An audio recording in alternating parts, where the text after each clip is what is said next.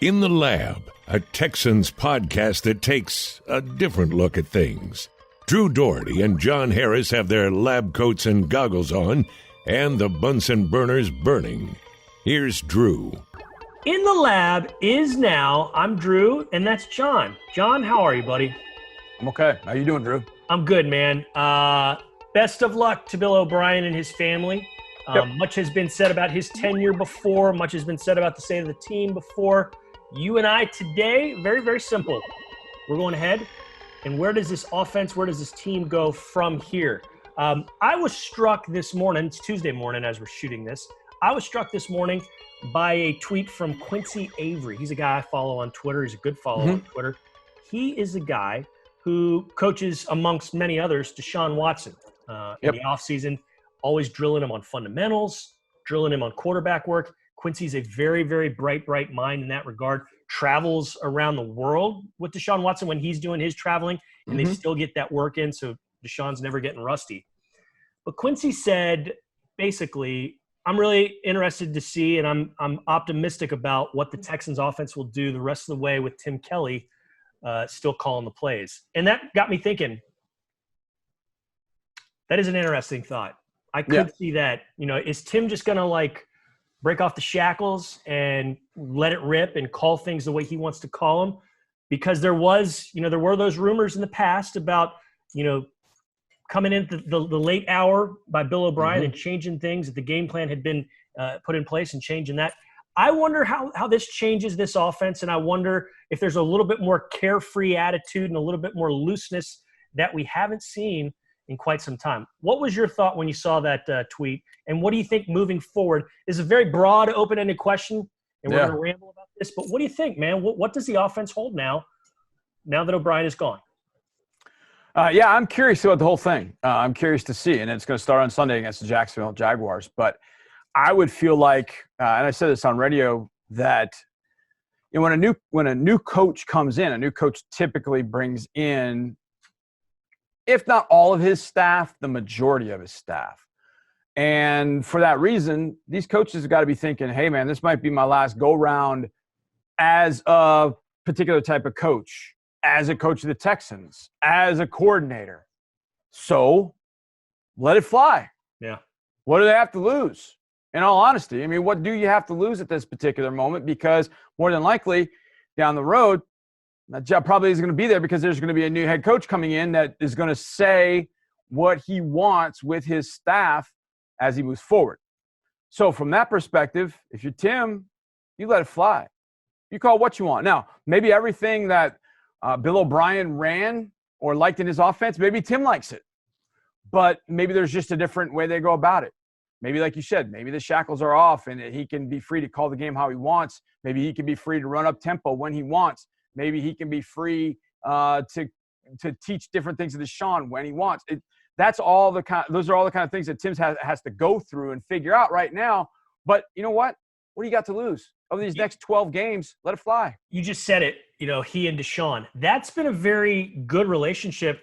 We've heard from both sides over the years. Yeah. You can tell when Deshaun talks about it, it's a very genuine, he likes what Kelly does. And you could sense frustration last year. You could sense frustration 2 years ago at times when, they get things implemented, they get things going, and then things would change. And it just wouldn't go the way Deshaun thought it was going to go. I think that's a very important thing.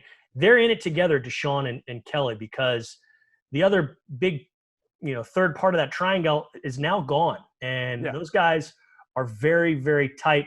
I also am interested what sort of input John Perry has on everything here in this offense too. Well, here's the thing. Last year, just go back to last year, Deshaun had quarterbacks coach Carl Smith. He had offense coordinator Tim Kelly. He had head coach and play caller Bill O'Brien. He had all those people basically, as my wife would say, in his mess. He's all up in his mess. This year, it was Tim. Then it was Tim and Bill. Now it's Tim. It's just Tim. It's just Tim. There's nobody else that Deshaun has next to him. He sits with Tim. They talk about what they want to run, and they go and they run it. And away you go. So let's see what happens. Look, the development of Deshaun Watson is going to be extremely important. for Tim Kelly's future prospects, whether that's here with the Texans or with another opportunity in the league or in college or wherever he wants to go. The development of Deshaun over these next 12 games is going to be massive. What Tim's able to do with him is going to be huge for his career. It's huge for Deshaun's career. The new coach that comes in may look at it and go, man, he got a lot out of Deshaun those last 12 weeks. I'd like to keep him around. So there's a lot that goes with these next 12 games, these next 13 weeks, and hoping that the Texans offense in particular, Tim, John Perry, Will Long as tight ends coach, Mike Devlin, the offensive line coach, that Danny Barrett, running backs, that they can come together and Tim can lead them and get that offense to start producing the way that we think it can. And maybe it's as simple as we need to do more NASCAR up-tempo offense. Maybe it's we need to be empty at all times. So Deshaun is back there by himself with 4 wide receivers and David Johnson out wide. I don't know what that decision is going to look like. I'm curious as to what happens on Sunday, no doubt about it. I think if I were Tim, I think the one thing that I would make sure that I did was the first 3 plays of the game are going to get me 10 yards and a first down no matter what. No matter what. I don't care what 3 plays I have to call, but I call 3 plays that get a first down. That's it. Get a first down, because this team has not gotten a first down to start the game in I don't know how long. So start the game off with the first down. Just do that. Just do that and settle in and go, okay, got the first down. Maybe you go for 85 yards in the first play or 75 yards first play. I don't care, whatever. Get a first down at a minimum and then rock and roll from there. And once you get the first down, maybe you go up tempo at that point, maybe not. But there's no sense in holding back. If you're holding anything back at all, let it fly now. Yeah. Absolutely let it fly now. Because you got to figure Bill O'Brien's going to be a head coach again somewhere.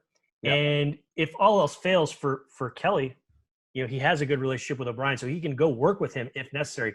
Maybe he doesn't want to. I'm just saying that's still an option. Sure. You think? Oh, yeah. In theory. Yeah. And I think Tim's going to have options. There's no doubt. He's a good coach. He is good with people. He's got a really good rapport. But these next 12 weeks will be a referendum for the league, college football, Bill, the next coach here, will be a referendum on what they see with him as a play caller in the NFL and see whether that's going to work. I think Tim's going to be a great coach wherever he goes and whatever he chooses to do.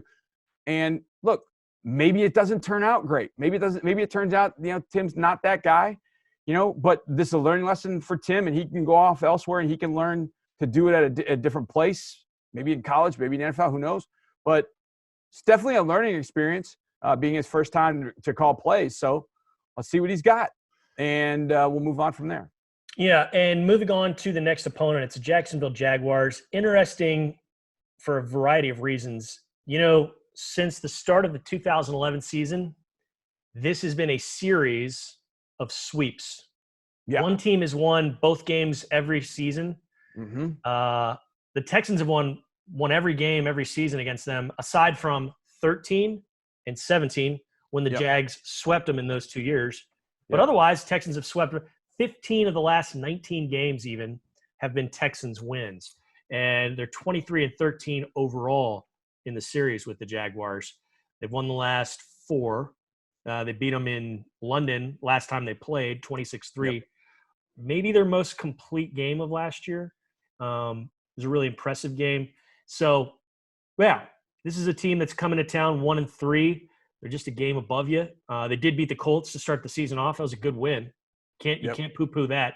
Nope. It was week 1. But this is a team, and you and I texted back and forth a few nights ago. We saw that the Texans are 6.5-point favorites, I think, according to Vegas. I don't know if that line has moved.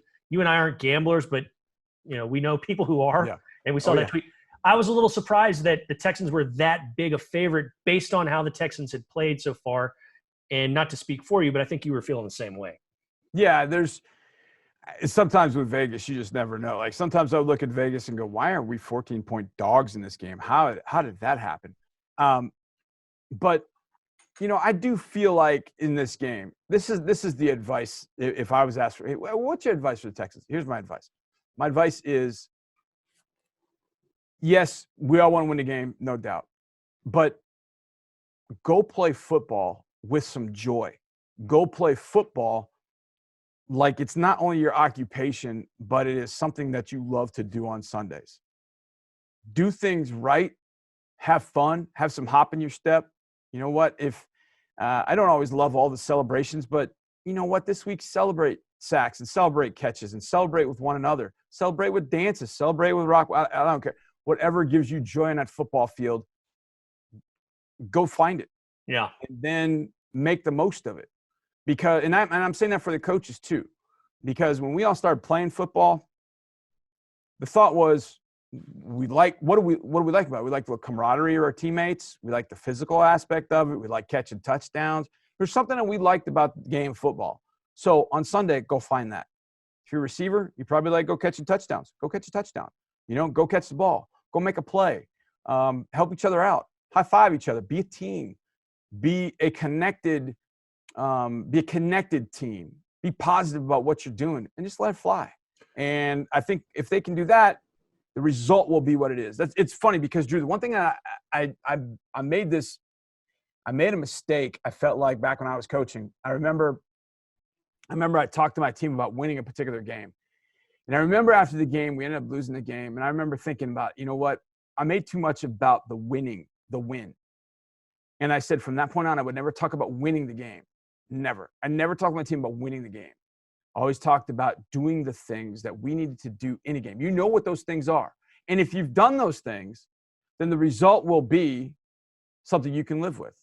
If you've done all the things that you know you can do, the result will be something you can live with. And so I would stress the process of the game and what you had to do and having fun in that game. And if you did that, then the result will be what you wanted it to be, win or lose.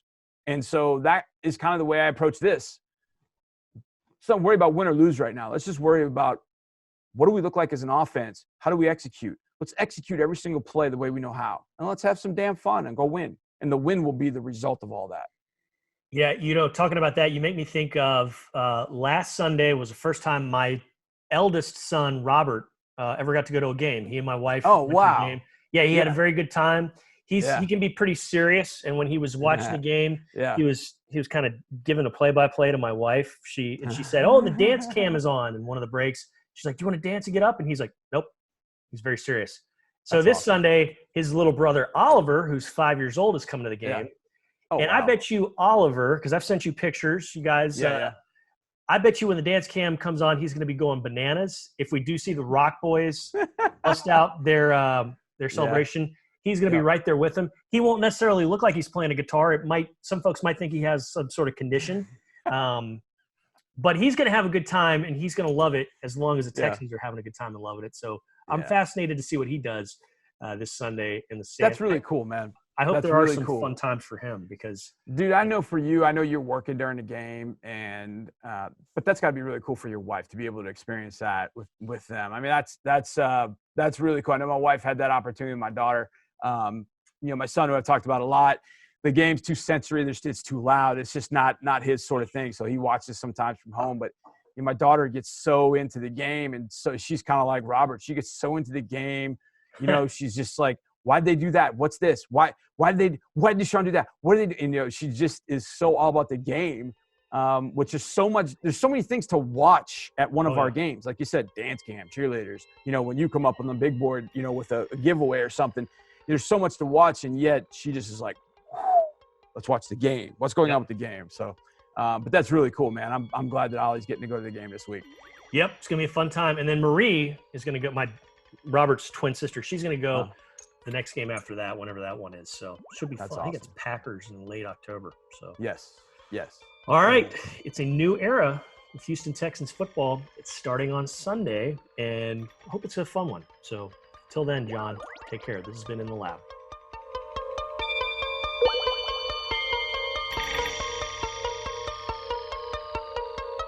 Thanks for watching. Subscribe to our channel and ring the bell to know when we post new content.